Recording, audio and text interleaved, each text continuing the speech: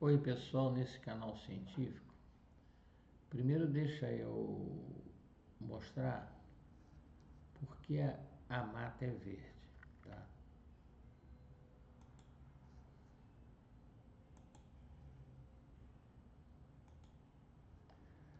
A clorofila absorve luz nos comprimentos de onda, luz violeta, azul e vermelha, e por esse motivo reflete a luz verde.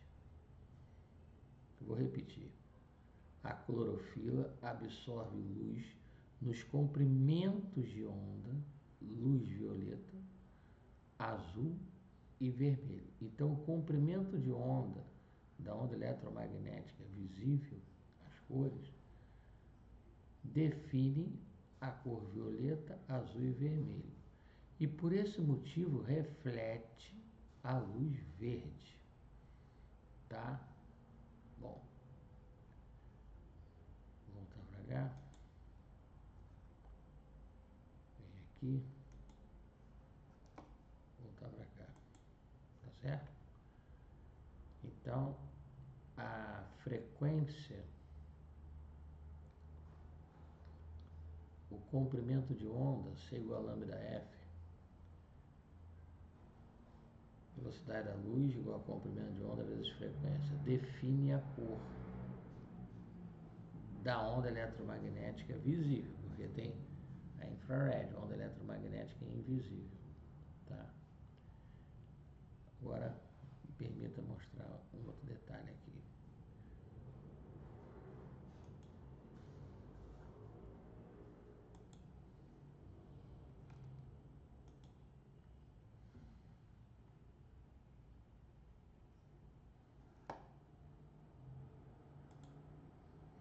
Olha só,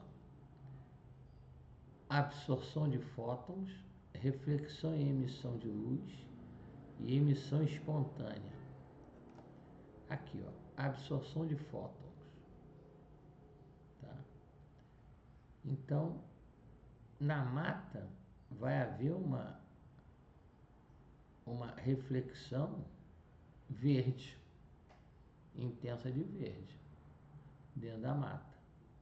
Então, se a energia dos fótons correspondente à diferença de energia entre dois estados eletrônicos de um átomo ou molécula, o eletrão pode absorver o fóton, saltando para um nível de energia mais alto.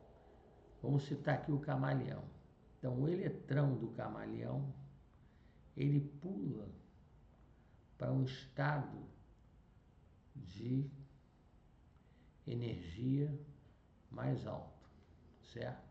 Saltando para um nível de energia mais alto, porque ele está no ambiente verde, recebe aquela reflexão verde e o seu eletrão vai pular para um estado de energia mais alto.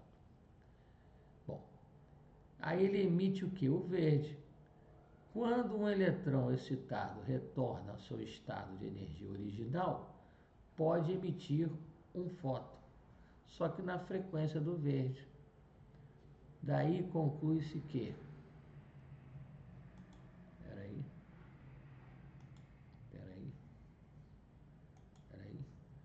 por isso os camaleões são verdes na mata. Acaba ficando verde. Então, essa parte da adaptação é em função da natureza, do ambiente. O ambiente vai moldando, e no caso do camaleão, uma vantagem, que ele fica verde e ele se camufla dos predadores. Então ele sobreviveu. Então, nesse ponto, o meio influencia eletronicamente na cor do camaleão. E é uma vantagem para o camaleão que ficar verde. Aí, se vier um predador, não consegue achar ele de jeito nenhum. Então não é porque ele pensa, não. É porque é uma questão de C igual a lambda F. Velocidade da luz é igual a comprimento de onda vezes frequência. E tem mais uma fórmula aqui, deixa eu voltar aqui. De física aqui, peraí. Tem mais uma fórmula aqui. Ó. Energia do fóton, constante de Planck, frequência da luz. Então aqui, ó, essa energia é calculada assim, constante de Planck vezes frequência da luz. E também tem o C igual a lambda F. Velocidade da luz é igual a comprimento de onda por período, comprimento de onda vezes frequência. Tá? Então, nós podemos, peraí, como é que diminui aqui, aumenta aqui, vem pra cá. Então a natureza vai se encarregando de adaptar. Aí ele sobrevive.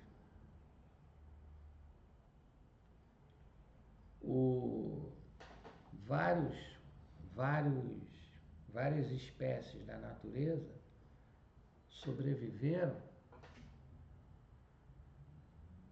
por uma questão de energia,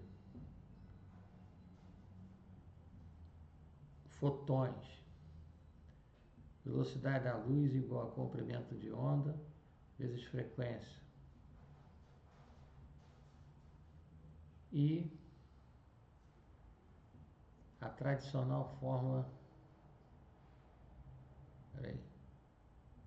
dela, volta,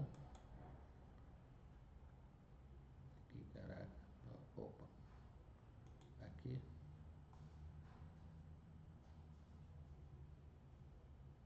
energia dos eletrões, ó. Frequência da luz e energia dos eletrões. A frequência da luz determina a energia do fóton de acordo com a equação de Planck. É a equação de Planck. Energia igual a constante de Planck vezes frequência. Isso define esse aqui é um exemplo que define a cor dos camaleões. Tá certo? Fisicamente. Na verdade é físico-química. Tá? Deixa eu minimizar aqui. E maximizar aqui e aqui. Então, na verdade, são adaptações físico-químicas da natureza. Eu que creio em Deus, respeitando todas as religiões e os agnósticos, mas eu creio num Deus soberano, que fez todas as coisas com sabedoria e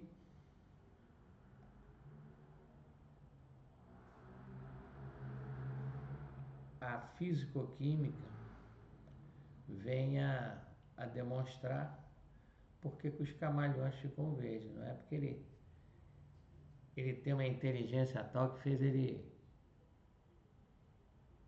ficar verde, não. E também tem a parte emocional do camaleão, que ele vai mudando de cor. Então é muito interessante estudar os camaleões, tá certo? Eu que creio em Deus, ele fez as coisas perfeitas.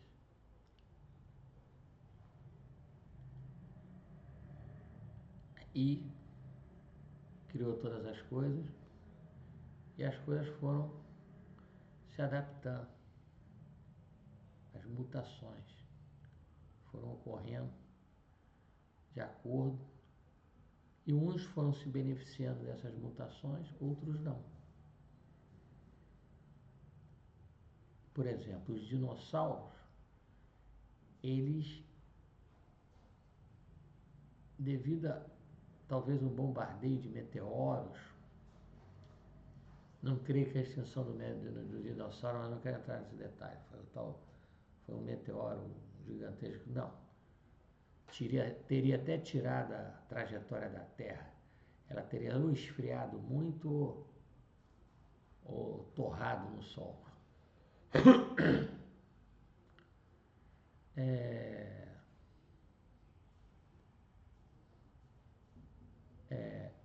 A baixa de oxigênio talvez tenha sido uma das causas da extinção dos dinossauros. Então, essa parte da adaptação é interessante. Tá? Eu sou cristão, tá?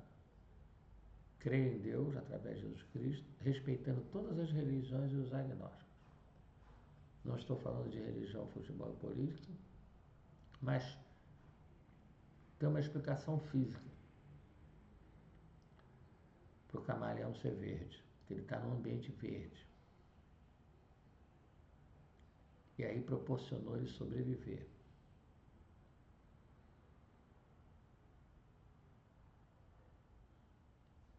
E não tem como você não ter um organizador, por causa da entropia. E a entropia derruba a geração espontânea. Porque se alguma coisa, o coacervado, por exemplo, o carbono se juntou com o ferro, se juntou com o hidrogênio, se juntou com o oxigênio, veio um raio, caiu, teve o coacervado, aí não, porque aí você tem que ter um coordenador. E para mim esse coordenador é Deus. Até no próprio filme Jurassic Park, que fez tanto sucesso, eles tiveram que reproduzir em laboratório. Então você tem que ter uma coordenação. Então a geração espontânea para mim está furada. Mas as adaptações no meio, que é o caso do camaleão, como exemplo, elas são pertinentes de maneira físico-química. Tá certo? E a entropia, uma das principais leis da termodinâmica da Terra e do universo, diz que todo sistema deixado à sua própria sorte tende a se desorganizar. Então tem que ter um organizador, para mim tem que ter um organizador, tem que ter um coordenador. Tá? Agora, nesse universo de bilhões de sóis, na ordem de bilhões de sóis, na ordem de trilhões de estrelas, só na Via Láctea, é probabilisticamente impossível que não tenha outra forma de vida em outros planetas. Mas, como nós somos um grãozinho de areia só na Via Láctea, que está sendo, e a Via Láctea vai pegar Andrômeda, vai acabar, e tem muitas teorias que não estão provadas, probabilisticamente falando, é provável, sim, ter outras vidas, tipos de vida em outros planetas. Pode ser até não na nossa temporalidade, tá? E para terminar,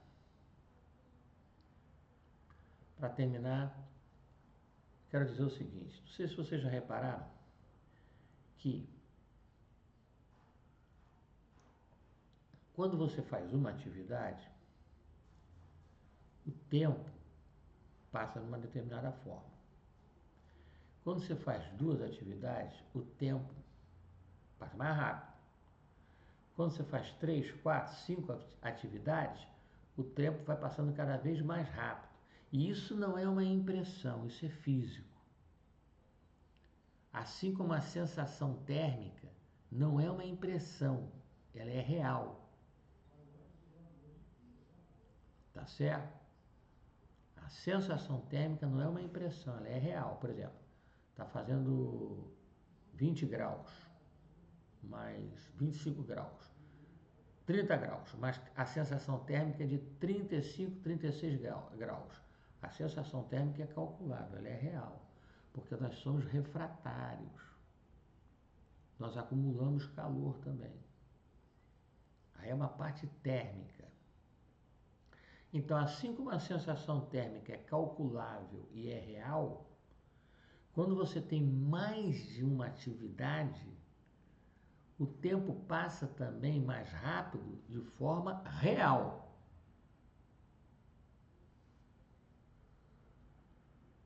Assim como a sensação térmica é real, você realmente a 30 graus, você sente 36 graus Celsius de temperatura, você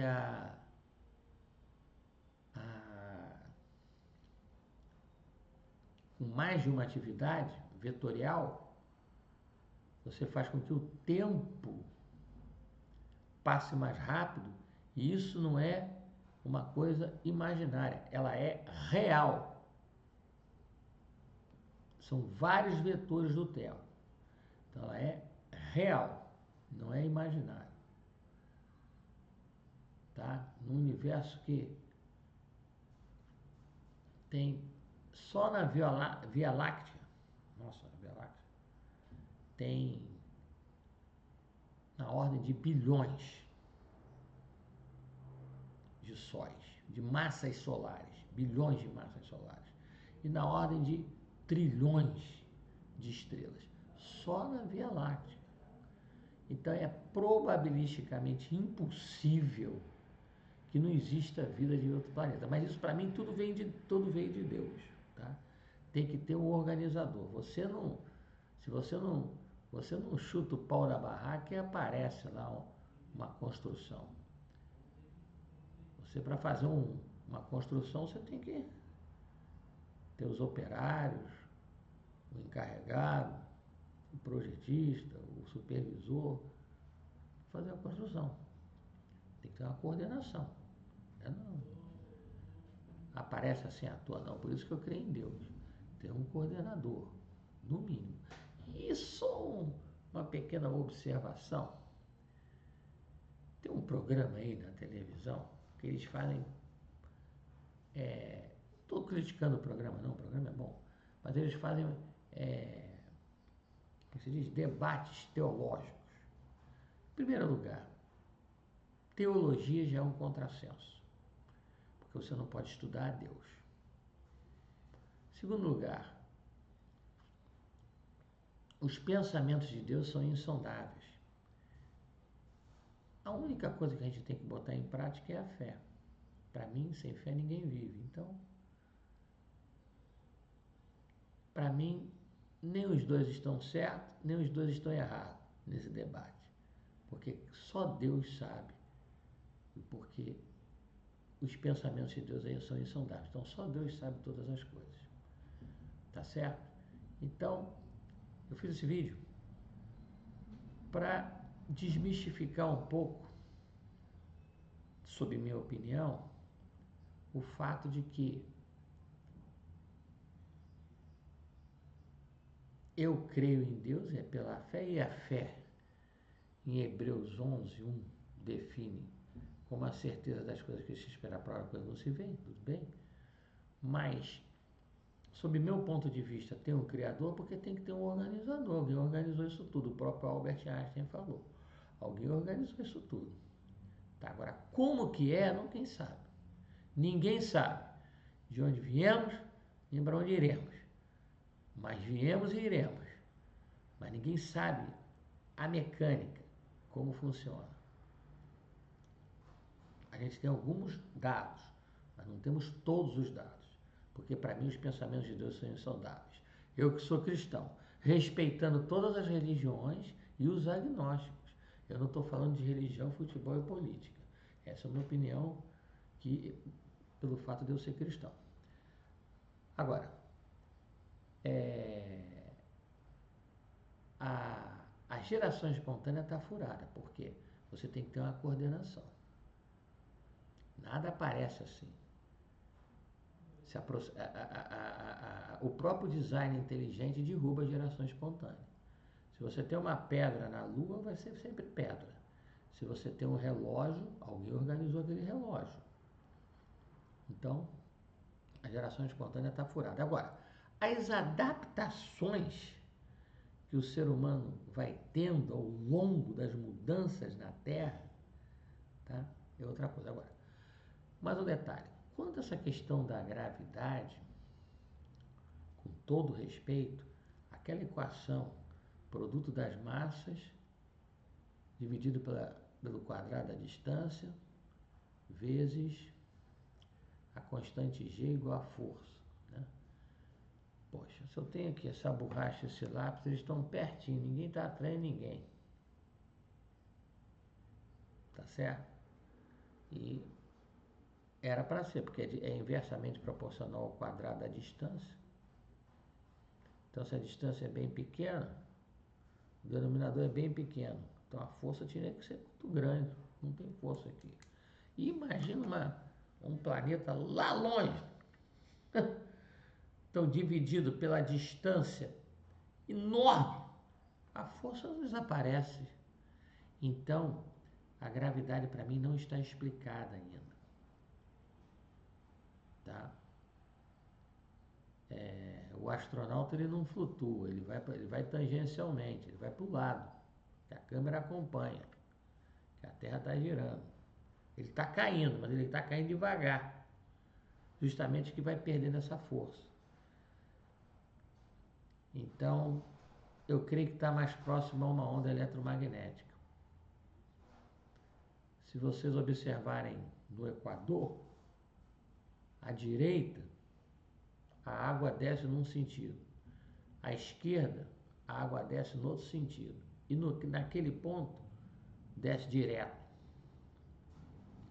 Então, para mim, está ligado a uma onda eletromagnética gerada por alguma coisa eletrostática, talvez a massa escura, né? Porque você já viu nesses filmes, não sei se vocês já observaram, filme de faroeste, que tem aqueles galinhos tudo juntinho. Aí o cara lá vai lá, pistoleiro, vai um com outra, aí tem aquele galinho tudo juntinho assim, passa no vento passa aquele galinho, aquele boa. E vocês já observaram que quando não varre a casa, se você não varrer a casa fica suja, ó, entropia. Todo o sistema deixar a sua própria sorte tende a se desorganizar. Então alguém organizou isso tudo. Então a entropia da física termodinâmica derruba a geração espontânea. O que existe são adaptações no decorrer dos séculos. Agora, você nota que a poeira vai atritando, ela vai perdendo elétrons. Aí um fio de cabelo vai se juntando a outra e forma aquele. Então eu creio que a gravidade está mais.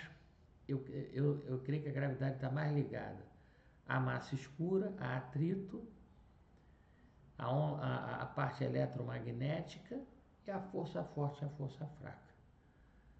Tá? Mas isso é uma coisa que eu ainda estou estudando. Então eu fiz esse vídeo só para demonstrar que o camaleão, como está num ambiente verde, ele acaba ficando verde porque a reflexão da luz verde, da frequência verde, faz com que os seus eletrões pulem para um estado de energia superior e quando eles voltam à posição original, emitem verde. Então, é a onda eletromagnética na frequência verde. Tá certo? Muito obrigado em nome de Jesus Cristo, no qual eu creio. Não estou falando de religião, futebol, política. Sou cristão, respeitando todas as religiões e os agnósticos. Tá? E a teoria da relatividade especial de Einstein e a teoria da relatividade geral de Einstein está certinho. Está certinho que eu estudei relatividade em Física 12 da Universidade Católica de Petrópolis com o professor alemão Alain Sims. E está certinho. Está certinho. Tanto é que no eclipse você nota que as estrelas mudam de posicionamento porque a luz faz curva. E mais um detalhe, a luz tem massa, na ordem de 10 a menos 47 gramas. Tá certo? Enfim, e não se sabe se dentro das galáxias é exatamente um black hole, pode ser um white hole, tá? Então, enfim, E eu, para terminar, eu quero mostrar a minha equação, que eu levei 7 anos estudando essa equação. A equação, porque o universo, para mim, que estudei isso, estudo física há muitos anos, está em expansão. Então, como ele está em expansão, os astros também estão em expansão. Pode ser aí a explicação da gravidade. Na verdade, é o posicionamento deles em função dessa expansão. E isso prova o Big Bang. E aqui eu tenho a minha equação do Big Bang. Tá? É o somatório do Laplaciano do campo E mais o Laplaciano do campo B de 1 a infinito dividido pela derivada de 4/3 πr3, que dá a superfície da esfera, isso dá joules por segundo.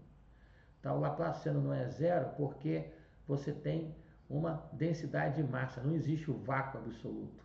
O Laplaciano só seria zero no vácuo absoluto. E nós não encontramos o vácuo absoluto em nenhum ponto do universo. Foi encontrado. Na Alemanha, tentaram em laboratório fazer o vácuo absoluto, não conseguiram. Sempre tem um átomo. Tá? Então, essa parte externa do universo infinito, tá? Porque olha só, pela teoria dos limites, você vai dividindo por 2, por 2, por 2, por 2, você tende a chegar, nunca chega. Então, o infinito é um número muito grande, tá? Mas tem um fim, mas ele é muito, muito, muito grande. Como ele é inalcançável, assim como uma praia que é limitada, você não consegue contar os grãos dela, não. Incontáveis grãos de areia, mas ela tem uma limitação. Então é um paradoxo. É o infinito finito, é o finito infinito, é o infinito dentro do infinito. Tá?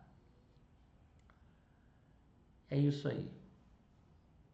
Não estou falando de religião, futebol e política. Sou cristão, respeitando todas as religiões e os agnósticos. É provável, sim, vida em outros planetas, apesar não, porque o fato de eu ser cristão, Deus quis assim, porque os pensamentos de Deus são insondáveis. Então, não tem como o cara dizer é assim, é assado, não. Os pensamentos de Deus são insondáveis. Eu sei que existe um organizador bom, que é Deus, porque para construir tem que ser bom. Sou cristão, respeitando todas as religiões e os agnósticos. Me permitam, vou desligar a câmera nesse canal científico. Muito obrigado. Mais um detalhe. A minha equação do Big Bang, eu estou aberto a qualquer centro de pesquisa para discutir ela. Quando eu falo aqui que é joules por segundo, é potência. E potência é traduzida pela equação de Stephen Boltzmann. Não é Stephen Hawking. Stephen Boltzmann. Com todo respeito a Stephen Hawking. Mas eu estou falando de Stephen Boltzmann. Porque o Stephen Hawking usou a constante de Boltzmann. E eu, se quiser, posso igualar a equação de Stephen Boltzmann. Então, com essa equação, você consegue calcular, ela traduz em micro, pico, nanosegundos a origem do universo, sob meu ponto de vista, por uma força e um poder divino que criou do nada todas as coisas. Porque o homem, ele descobre. Eu vou descobrir aqui, quando eu virar a página do meu caderno, eu estou com o meu caderno aqui. Aí eu vou descobrir.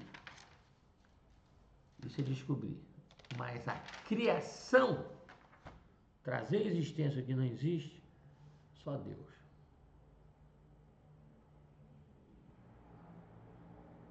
Tá? Essa questão de dizer que tudo sempre existiu, que o universo vai voltar, poxa, ele vai estar com 3 graus acima do zero absoluto. detetado pelos laboratórios Bell, dos Estados Unidos, na Califórnia. 3 graus acima do zero absoluto em todas as direções. 3 graus acima do zero absoluto é menos 270 graus Celsius.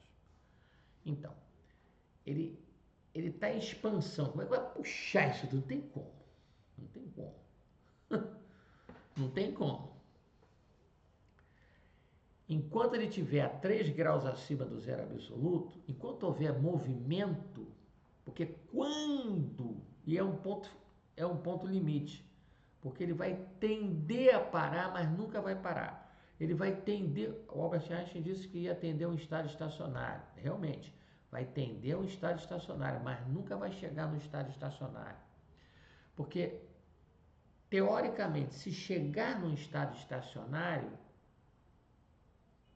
para qualquer tempo zera, porque a quantidade do movimento é massa vezes a derivada da velocidade dt. Num estado estacionário, o que acontece? Quantidade de movimento é igual a massa vezes... quantidade de movimento é igual a massa dv, derivada da velocidade. Derivada da velocidade é dx dt. Se não tem movimento, não tem espaço. Se não tem espaço, para qualquer tempo vai dar zero. Então o dv vira zero. dv, que é igual a dx dt, vai dar zero. Então se parar, o que acontece? Não tem mais movimento, não tem mais deslocamento no espaço. dx é igual a zero. Então, para qualquer tempo, o tempo deixa de influenciar, deixa de existir. Isso nunca vai acontecer, porque tende ao estado estacionário, mas nunca chega, é ponto limite. Enquanto houver movimento, haverá tempo. Essa questão que o tempo não existe é só se não houver movimento. Eu não quero aqui ser trágico, mas se o cara morre, ele não tem mais movimento. O tempo para ele para, mas para os outros não. Continua. O tempo continua. Então, enquanto houver movimento, quantidade do movimento é massa vezes a derivada da velocidade. Derivada da velocidade é dx dt. Se não tiver movimento, não tem variação de espaço. Se não tem variação de espaço, o zero por qualquer tempo, o tempo não interfere mais. Então, o tempo não só existe, como nunca vai deixar de existir. Ele só deixaria de existir se não houver movimento, não houver deslocamento da partícula.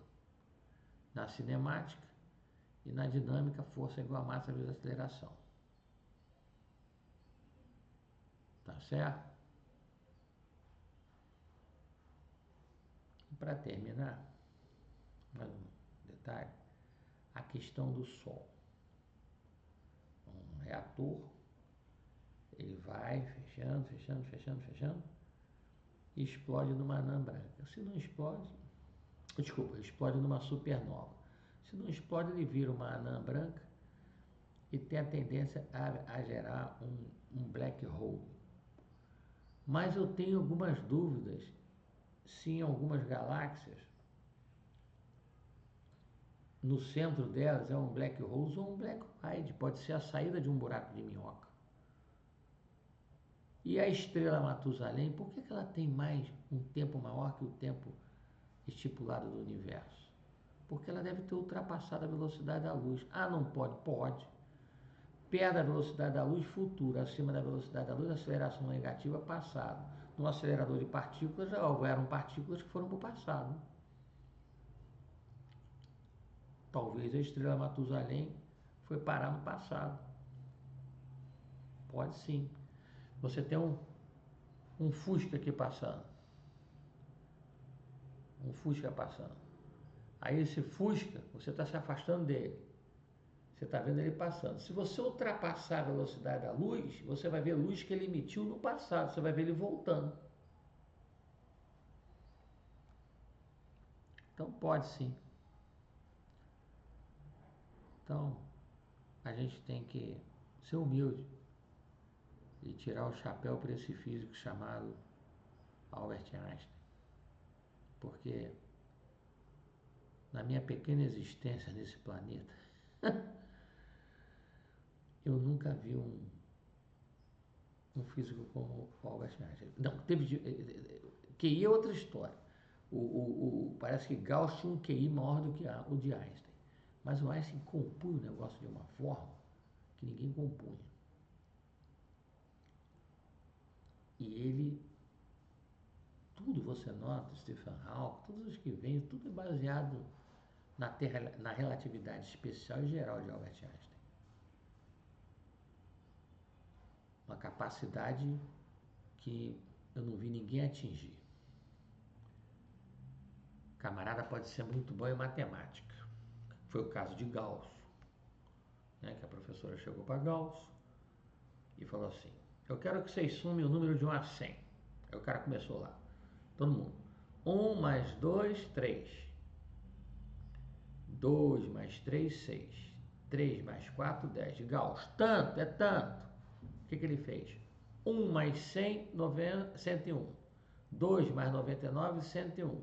50 mais 51, 101. 101, 50 vezes. Deu tanto. Pô, tu colou, não colei?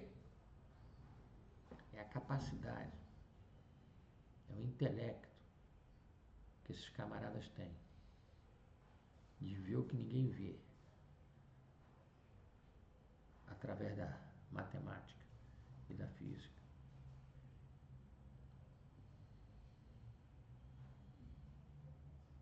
Tá certo? Em nome de Jesus Cristo, no qual eu creio, que eu creio no Filho de Deus e no Criador. Não estou falando de religião, futebol e política. Sou cristão respeitando todas as religiões e os agnósticos. Muito obrigado em nome de Jesus Cristo, no qual eu creio, nesse canal científico. Me permita, eu vou desligar a câmera.